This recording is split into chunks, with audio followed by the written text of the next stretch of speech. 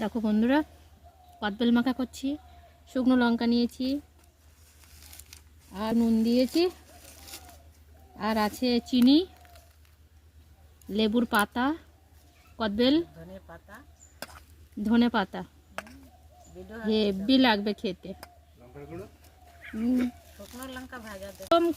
এরকম করে ঘষে ঘষে ওগড়ে ওগড়ে পাতাগুলোকে একসঙ্গে মিশিয়ে বন্ধুরা,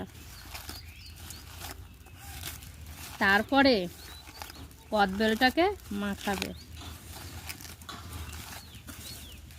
চলে আসছে গো, মাখানোর আগে থেকেই মনে হচ্ছে খেয়ে নি। বন্ধুরা কমেন্টে জানাবে কেমন লাগলো খেতে। তোমাদের সঙ্গে একটু শেয়ার করলাম। এইভাবে মাখিয়ে খেয়ে দেখো, হেভি লাগবে খেতে।